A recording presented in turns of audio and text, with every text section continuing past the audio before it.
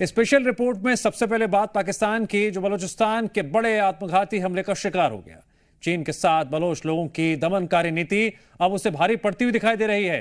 कराची में Bloch liberation army ने एक बड़ा आत्मघाती धमाका करते हुए चीनी नागरिकों को निशाना बनाया और हमले की जिम्मेदारी लेते हुए एक बार फिर साफ कर दिया, बलूचिस्तान को हर हाल में पाकिस्तान से आजादी चाहिए।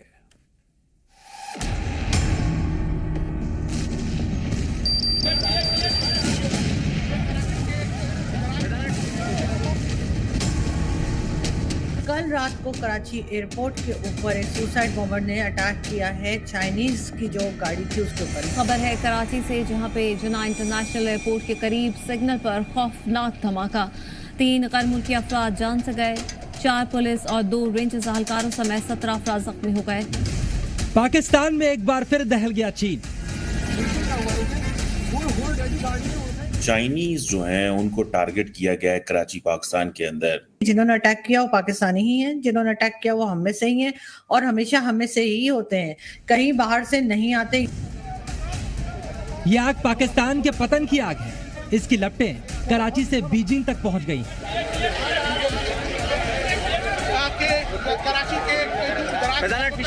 कराची में रविवार रात जो कुछ हुआ उससे न सिर्फ पाकिस्तान को बल्कि उसके दोस्त चीन को भी बड़ा झटका लगा है। सुना गया था। लगा दिया। कराची इंटरनेशनल एयरपोर्ट के बेहद करीब चीन के नागरिकों को ले जा रही गाड़ी के करीब धमाका हो गया। ये धमाका एक आत्मघाती धमाका था। कराची एयरपोर्ट से निकल रहे चीन के इंजीनियरों और अधिकारियों की गाड़ी को निशाना बनाते हुए सुसाइड हमला किया गया। इस हमले में 2 चीन के नागरिकों समेत 3 लोगों की मौत हो गई। गनीमत यह है कि चीन को और ज्यादा नुकसान नहीं पहुंचा, क्योंकि जिस गाड़ी को निशाना बनाया गया उसमें चीन के कुल 40 इंजीनियर मौजूद थे। धमाके में 17 लोग घायल हैं। इनमें सुरक्षा में लगे पुलिस और पाकिस्तानी रेंजर्स के जवान भी शामिल हैं। धमाके के वक्त उस मकान से चीनी काफिला गुजर रहा था। ARY न्यूज से खुसूसी गुफ्तगू में वजीर दाखिला सिंजियाल इंजान ने कहा, काफिले के गुजरते ही धमाका हुआ, जिससे 4 पुलिस और 2 रेंजर्स एहलकार जख्मी हैं। चीनी काफिले में शामिल कुछ गाड़ियों को भी नुकसान पहुंचा। आग लगने से जो है वो बहुत सारी चीज़ें डैमेज हुई है, जिसको हम अभी असर्टेन कर रहे हैं।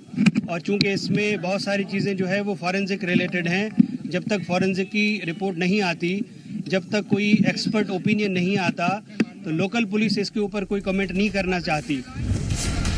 अभी पाकिस्तान के इस्लामाबाद में इमरान के समर्थकों ने शनिवार और रविवार को जमकर गदर काटा था। उन्होंने ऐसे हालात पैदा कर दिए थे कि सेना उतारनी पड़ी थी। ऐसा लग रहा था कि इस्लामाबाद में मिनी मार्शल लॉ लगाया गया है। उस हिंसा की आग अभी बुझी भी नहीं कि अब कराची में सुसाइड हमला हो गया और निशाने पर चीन के नागरिक और पाकिस्तानी सुरक्षा बल आ गए।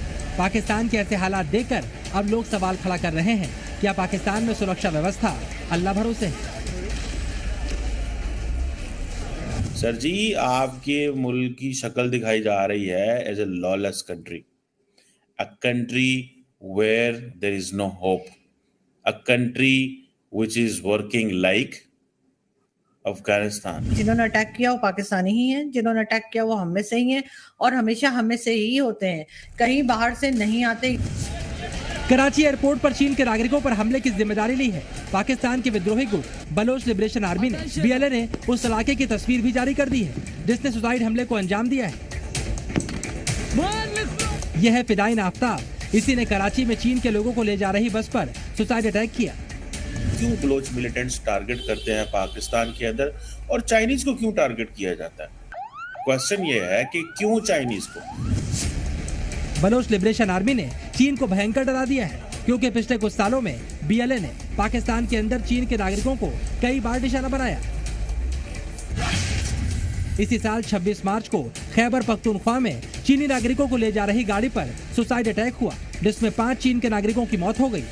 पिछले साल 13 अगस्त को बलोचिस्तान में हमला हुआ, जिसमें 4 चीन के नागरिक और 9 सुरक्षा बलों की मौत हो गई। 26 अप्रैल 2022 को भी कराची यूनिवर्सिटी में चीन के 3 प्रोफेसर की सुसाइड हमले में मौत हो गई थी।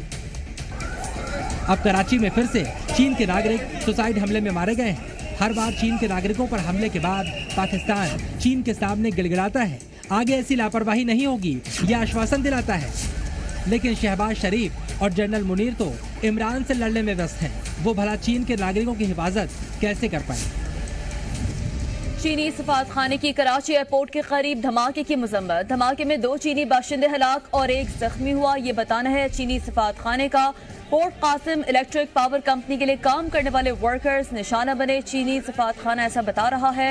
चाइना ने एक और डिमांड कर दी है। चाइना ने ये डिमांड की है कि वो पनिशमेंट चाहते हैं, सजा मिलनी चाहिए। जिसने ये किया है उनको सजा दें। यानी उनका कहने का मतलब ये है कि उनको पकड़ा जाए। आप पकड़ें, आप इनको बताएं कि ये इन्होंने क्या किया, इनको सजा दें। सवाल है आखिर बीएलए चीन के नागरिकों के पीछे हाथ धोकर क्यों पड़ी? दरअसल इसका जिम्मेदार खुद चीन है। चीन की नजर प्राकृतिक संसाधनों से भरपूर पाकिस्तान के बलूचिस्तान और खैबर पख्तूनख्वा पर है। पाकिस्तान के उस हिस्से में कई खदानें हैं जहां कीमती मिनरल्स हैं। चीन यहां सीपेक नाम से आर्थिक कॉरिडोर बना रहा है, जिसके तहत बिजली प्लांट और इंफ्रास्ट्रक्चर से जुड़ी परियोजनाएं लगा रहा है। मतलब सीपेक की आड़ में चीन इस हिस्से को अपने कब्जे में लेना चाहता है। यही बात बलूचिस्तान के लोगों को पसंद नहीं आ रही। चाइना और पाकिस्तान मिलकर बलूचिस्तान को बहुत ज़बरदस्त एक्सप्लॉइट कर रहे हैं, जिसका किसी प्रकार से कोई फायदा बलूचिस्तान को नहीं मिल रहा। या तो पाकिस्तान को मिल रहा है, पंजाब प्रोविंस को, या चाइना को। दूसरा, बलूचिस्तान में जो उनका सीपेक है, सीपेक 3000 किलोमीटर लंबा है, जिसमें तकरीबन 2500 किलोमीटर बलूचिस्तान से होकर जाता है। उधर उन्होंने रेल लाइन बिछाई है, रोड बिछाई है, ऑयल गैस पाइपलाइन बिछाई है। इन सब के लिए लोगों की ज़मीनों को हड़प कर लिया है। मुआवजा मांगते हैं तो उनको मार दिया जाता है। बलोच लिबरेशन आर्मी कई बार चीन को पाकिस्तान छोड़ने की धमकी भी दे चुकी है और यहाँ तक कह चुकी है कि जब तक चीनी बलोचिस्तान से बाहर नहीं जाते तब तक हमले होते रहेंगे। ब्यूरो रिपोर्ट, ज़ी मीडिया। सुना गया था।